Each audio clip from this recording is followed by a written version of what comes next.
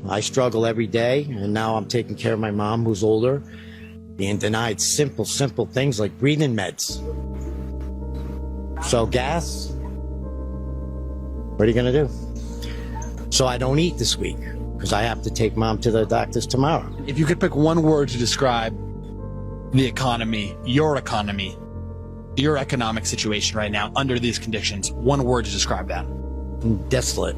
Why the hell are they playing this sad music when we know damn well he voted for this? Bro, he's a 3-time Trump supporter. At what point do people start voting for their best interest? I guess he's still waiting for Trump's concept of a healthcare plan. I have compassion for him regardless of who he voted for. Not sure if he would have any compassion for the rest of us, but that's okay. Hope his situation gets better. Anyway, regardless of which, let me know where you guys stand, whether you have sympathy for him or not, because I want to know and gauge where everyone's at. This is Amir Ghalib, the first Muslim mayor of Hamtramck, Michigan, a city with a large Yemeni population. And in 2024, he endorsed Donald Trump for president and promised their community that they would not be targeted with deportations. Watch. One thing that the Democrats keep sending to our communities to scare them that you will come and deport them, although some of them are second and third generation immigrants.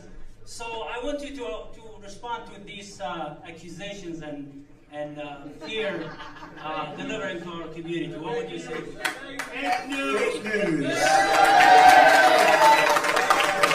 I bet the regret is setting in now because the mayor also said it would be Trump that would bring stability to the Middle East. And when he was asked how he could support Trump when you consider the 2016 Muslim ban, he basically shrugged it off and said, we'll see. Well, we did see, because not only did Trump escalate tensions in Yemen, he also pulled temporary protected status for Yemenis. Watch. Citizens of Yemen will no longer be allowed to stay here in America with temporary deportation protection.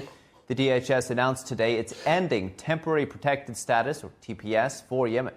DHS Secretary Kristi Noem said allowing Yemen beneficiaries to remain in the United States is contrary to national interest.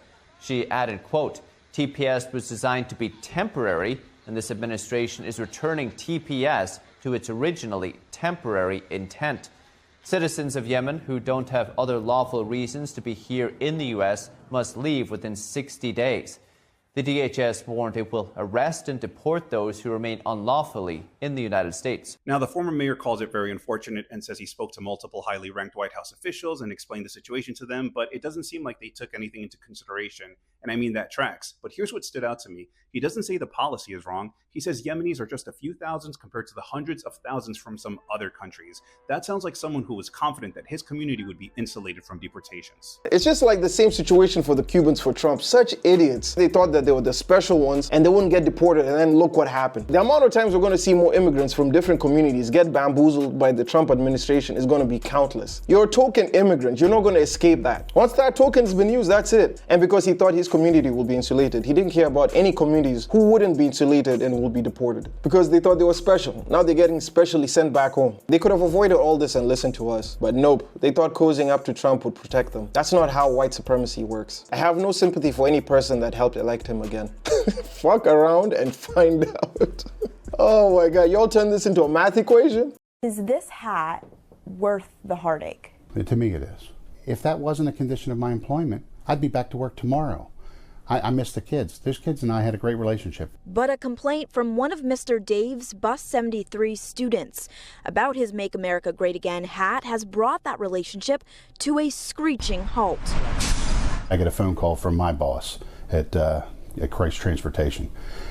And she contacts me and says, hey, listen, I'm going to buy you a hat, an American flag hat, because the school district has deemed that they don't want you to wear the Make America Great Again hat. Dave Bonhoff, a retired Baltimore County police officer turned Littlestown area school bus driver, says he chose to walk away before afternoon drop-off, claiming the district and Christ Transportation violated his freedom of speech. There's nothing in this hat that says anything about partisanship. What do you say to people who may argue that the hat is pretty synonymous with President Donald Trump, a political figure? I would say that they're incorrect. I would say that making America great is what we should all strive to be. Anybody who doesn't want America to prosper, I take issue with them. Al Moyer, Littlestown area's superintendent of schools, clarified over the phone that Bonhoeff was an employee of Christ Transportation, not the district, but that it was the district's belief that, quote, school districts need to be neutral on sensitive issues. In a statement,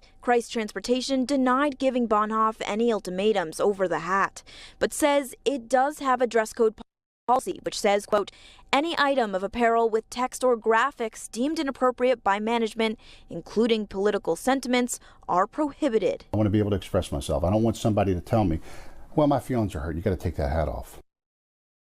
So we posted this story on our Facebook page with the hat and, of course, the bus driver you just heard from. Wanted to see what you are saying. We got hundreds of comments in less than an hour. Here's just some of those comments that are TV appropriate. Okay, so that's what we're going to go through right now.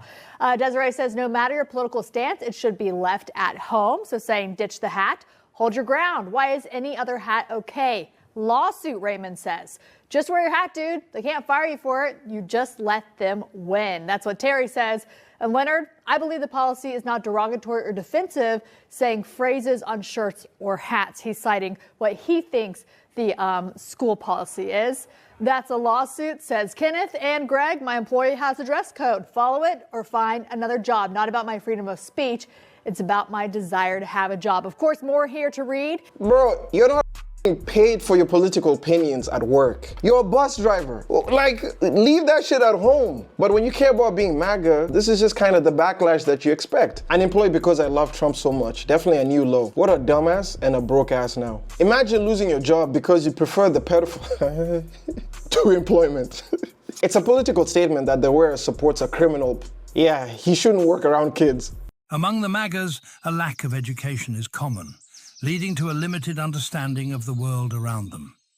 This undereducation fuels their reliance on misinformation and conspiracy theories as they struggle to differentiate fact from fiction in their environment. Do y'all know this guy? Mega MAGA influencer Gunther Eagleman. Loves America, loves Donald Trump, loves owning the libs, and he eats bananas like this. Hey, why you open his mouth like that? Ugh. Anyways, gas prices are forecasted to hit a record $6 this year because of what's going on in Iran. And to that, Gunther says, I will take a year of higher gas prices over dealing with the leftovers from other spineless presidents who never stood up to Iran. Trust Trump.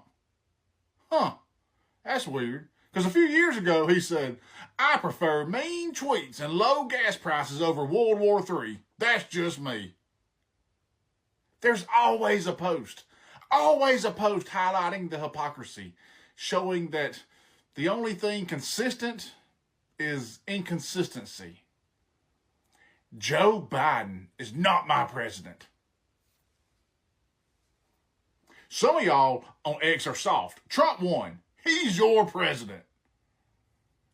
Foreign-born citizens should not be allowed to serve in office. American-born citizens only. Elon Musk for speaker. If gas hits $10 to $12 a gallon, I still won't buy an electric car. I'm that guy. My new Model S Plaid is home. Thank you to Tesla and Elon Musk for making a badass car. The acceleration in this thing is wild.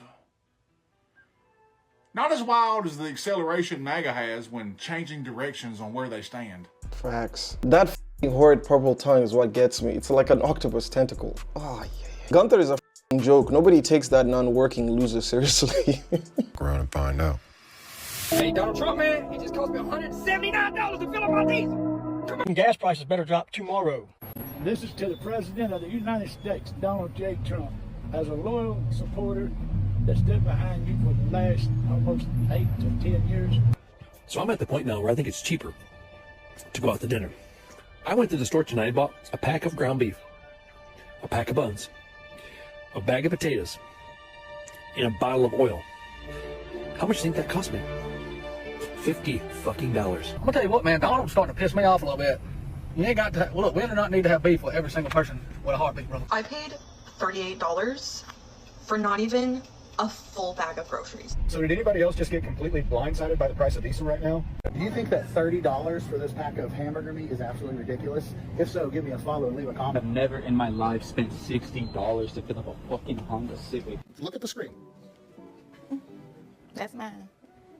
And that's what you're going to settle for. I'm going to stick beside him.